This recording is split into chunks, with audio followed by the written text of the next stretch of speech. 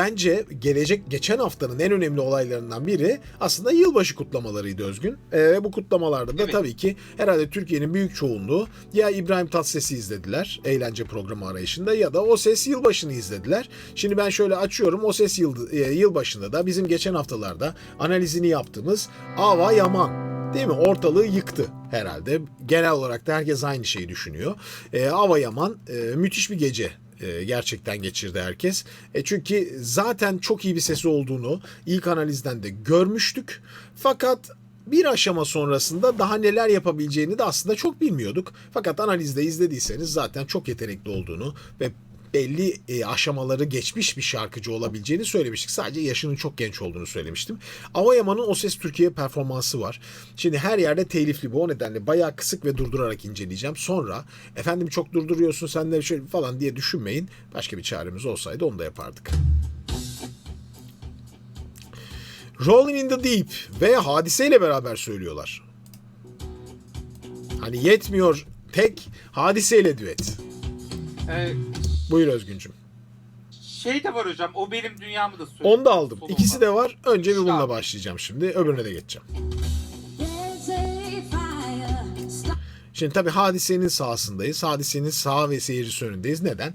Rolling in the Deep zaten Hadise'nin yıllardır Adele sevgisi herkes tarafından çok iyi biliniyor. Biz de çok iyi biliyoruz. İlk Adele'le kıyasladığımız videoyu izlediniz mi? Şuraya bir yere linkini koyayım, izleyin. Adele vs Hadise. Efsane videodur. Ta o da oradan geliyor. Bu arada Hadise niye gerilmiş burada?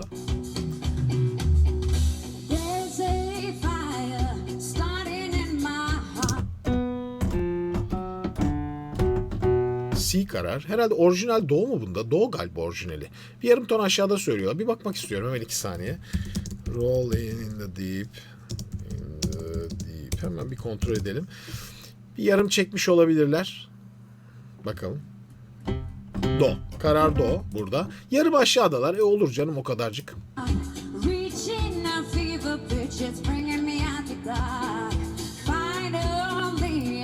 Güzel. Zaten dedim ya o Hadise'nin sağ ve seyircisi önündeyiz. Tamamen onun sesine çok uygun her şey.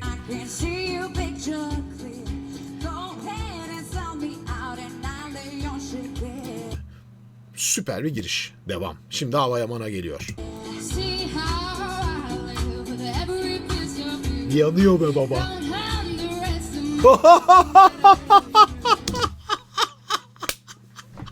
Abi. Dehşet bir fark mı? Yok mu ya? Neden bu fark oluşuyor? Yani bir kere daha sağlıklı ve kuvvetli bir sesle karşılaşıyorsunuz. Bir yaş farkı. Abi çok önemli bir şey. Gerçekten çok önemli. Yaş farkı, yani daha o genç ses kasları, daha kuvvet, neşe, enerji o kadar yüksek ki yani şimdi belli bir yaş üstünde, 40 yaş üstündeki ses performansıyla 20 yaşındaki ses performansı arasında bu nedenle büyük fark oluşuyor. Kaçınılmaz. Hayat, doğa bu. Ne yapabilirsiniz yani? Oturmuş ve olgun bir renk. Ateş eden renk. Ve net söyleyeyim, Ava Yaman yarım ton pes çekmişler ama sanki yarım ton yukarıdan çok daha rahat söylermiş. Problemsiz yani.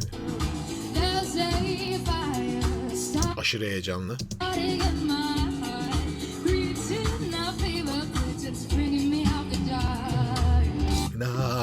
Sonuna kadar sabırlı götürüyor. Öğrendiği şeyler bunlar. Nefesi sonuna kadar tutma, kelimenin sonuna kadar söyleme. Güzel bir eğitim döneminden geçmiş. Çok ilginç. Ya çok kurallı müzik öğrenmiş. Veya öyle bir zihni var. Bazen bazı şeylerde genetik abi, yapacak bir şey yok.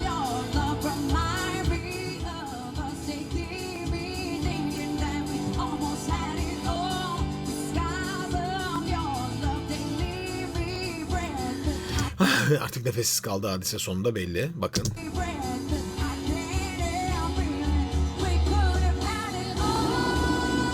Aynı sese çıkıyorlar. Birbirlerine destek. Olur öyle.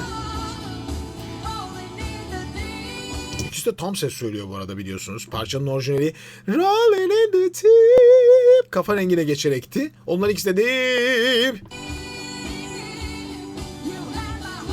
Arada bir çift ses geldi gitti bu arada. Keşke burada biri çift sesi yaptı.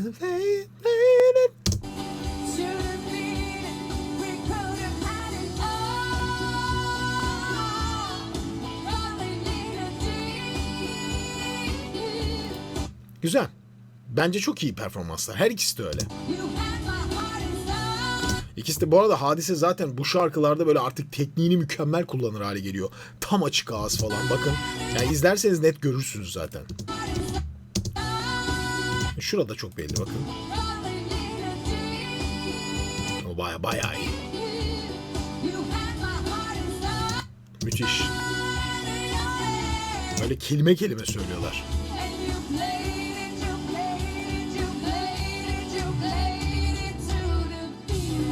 Şöyle bir şey söyleyeyim yalnız. Bu parça sanki Hadise istemiş de Ava Yaman da eşlik etmiş. Hani bir düet parça seçelim beraber söyleyelim. Ben iyi biliyorum sen sadece belli yerini söylersin. Hissi yaratılmış gibi bir his var benim içimde. Bu sadece benim fikrim. Çünkü bayağı Hadise sırtlıyor parçayı. Ava Yaman eşlik ediyor ona. Burada Ava Yaman tek başına savaşıyor. Ve abi söylediği parça O Benim Dünyam. Hani gerçekten efsane Ajda Pekkan değil mi?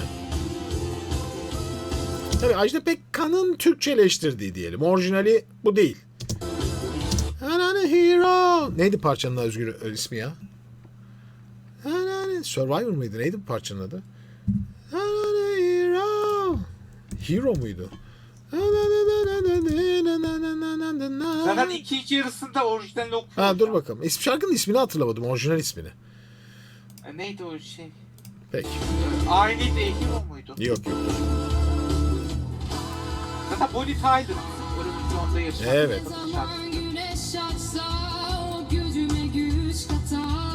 Müthiş bir sesi var ya. Abi bu kız çok büyük yıldız ya. Net söyleyebilirim yani. Çok büyük yıldız çok. Bu kadar böyle çıkacaksın abi o gürültülü seyircinin önünde. Ortamda ışıklar patlıyor suratına.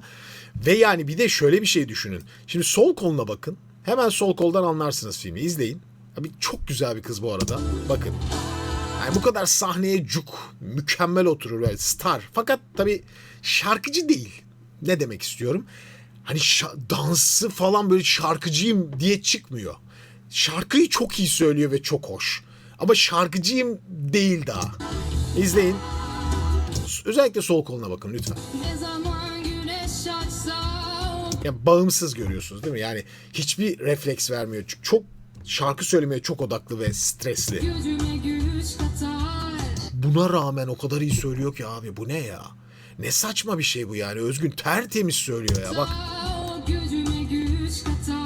Ya evet. Bir sözüyle, bir nefesiyle canıma can katar. Yani doğal çıkışlar onlar. Geçen hafta da o ilk analizde de bahsettiğim şeyler. Herhangi bir çok çalışmayla yapılmış bir şey değil. Doğal.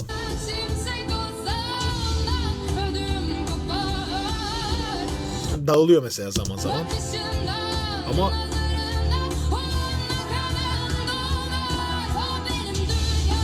wow!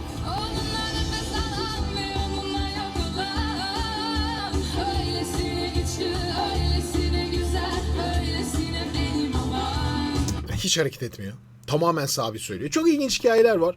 Bu arada desteğiniz için çok teşekkür ederim. O saat kadronun çok hoş hocam. Hangisi o güzel tasarım yazmış? Çok teşekkür ederim. Tam anlamadım ama. Saat kadranı nedir? Ben mi görmedim? Kolunuzdaki saat galiba hocam. Şaka mı ya? Bu. Nasıl abi? Oh yeah man. Bakarım ne olduğuna. Böyle bir şey yok. İlk defa böyle bir şey kolumuzdaki Devin'inmiş adı. Apple'da. Bakarsın sen de. Çok alemsiniz abi. Böyle bir şey görmedim. Baksanıza abi mikrofonun tutuşuna bakın. Tam düşüyormuş ya. Tam bak. Ay. Oo. Abi bu şimdi telif olduğu için Özgün full izletmiyorum. Ama tam baştan sona izlemelik performans yani. Müthiş. Şu sese çıkarışına bakın şimdi. Bu pozisyon tamamen doğru. Şunu yaptığı zaman çok fazla açtığı için ki doğru aslında yanlış da değil ama hafif dağılıyor da.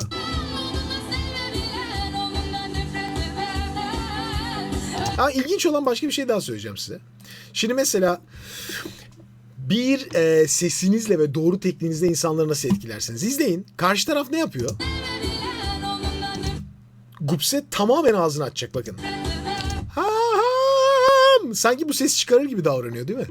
Davranış o kadar kolay etkileşimle başkasına geçen bir şey ki. Ya teknik de öyle geçer. Ve acayip. Kızın en güzel tarafı ne biliyor musun Özgür? İnanılmaz doğal ya. Ya sıfır yapmacık. Sıfır abi sıfır. Hiç ya, gerçekten gülüyor yani. Bir Söyle. de tabii oyuncu tabii onun da etkisi büyük. Ama burada oyunculuktan çok doğal bir şey kullandığını düşünüyorum ben. Oyunculuktan gelen özelliği sahnede duruyor sadece. Bakın dikkat edin. Hareket bile etmiyor. Farkında mısınız? Bakın. Hiç hareket etmiyor. Dümdüz. Yani tam Cinderella. Hiç hareket etmiyor. İngilizceye geçti. Şu hareket mevzusunu biraz konuşayım. Ya biliyorum siz parçayı dinlemek istiyorsunuz da internete girin bakın. Yani ne yapayım hani onu ben şey yapmıyorum. Abi şu hareket mevzusu çok önemlidir. Şimdi mesela bakın.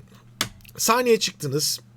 Sesiniz güzel ve sahnede durmak istiyorsunuz ama nasıl duracağınızı bilmiyorsunuz. Mikrofonu bir böyle tutuyorsunuz, bir böyle tutuyorsunuz, bir elinizi kaldırıyorsunuz. Böyle leylek gibi duruyor, oturmuyor. Şöyle yapıyorsunuz, olmuyor. Hiç unutmam, Allah rahmet eylesin, Erol Uras okuldaki hocamız şöyle derdi. Oğlum derdi, durmasını bilmiyorsan, yani ne yapacağını bilmiyorsan sabit dur derdi. Evet, sabit dur derdi. Yani şöyle geç, dimdik, dümdüz bir postür göster. Böyle sopa yutmuş gibi de değil. Rahat ve düz bir duruş yap. Ava Yaman tam bunu yapıyor. Dedim ya hani böyle dans katmalar falan filanla hiç bulaşmadığı için diyor ki insanların karşısında net durayım. Net durmak da önemli. Ve çok basit bir duruş ama çok etkili bir duruş. Tam Cinderella duruşu.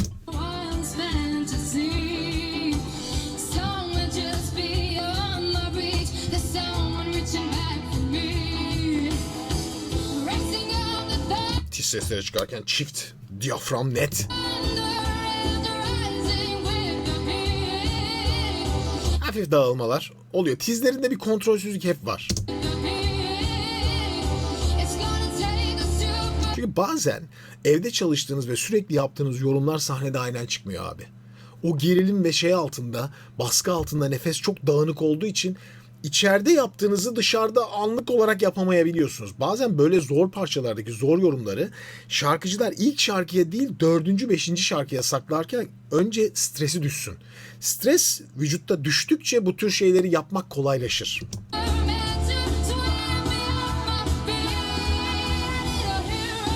Yalnız bu ses, tiz sesler gençliğin çok etkisiyle çıkıyor, haberiniz olsun. Çünkü tekniği çok doğru değil. Biraz bastırarak çıkarıyor.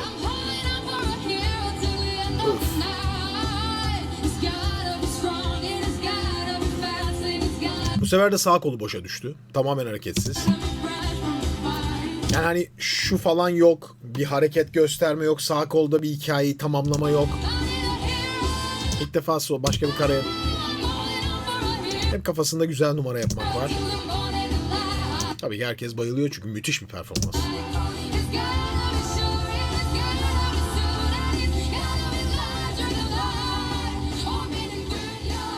Ya hakikaten baştan sona olağanüstü ya. Ya bu kadar müthiş bir yıldız uzun süredir çıkmamıştı Türkiye'de. Bu kadar iyi böyle hem şarkısı güzel hem kendi güzel, sahneye yakışması, mimiklerinin doğallığı, hani böyle kıymetli, değerli bir şarkıcı ve çok genç yaşta hiç çıkmamıştı. İnanılmaz bir şey. Bundan böyle 2024'te galiba ne demiştim Özgün? Yılın şarkısına Güneş demiştim ben. 2025'in sonu ve 2026 itibariyle de yılın ses adayı, yılın bence böyle bir hani sanat adaylarından biri, özellikle sahne sanatlarında Ava Yaman net abi. Bir numara. Müthiş. Müthiş. Yani muhtemelen gelecekte inşallah, nazar değmesin diyelim, çok çok iyi seviyeye gelebilir. Diğer analizi izleyin, orada da bir sürü şey anlatmıştım. Parçayı baştan sona durdurmadan izlemek için böyle çıldırırdım şu anda. Ki yılbaşında izledim. Ama burada da izlemek istiyordum ama telif el vermiyor. Zaten YouTube'dan her yerden silinmiş bunlar. Ondan bol bol durarak izledik.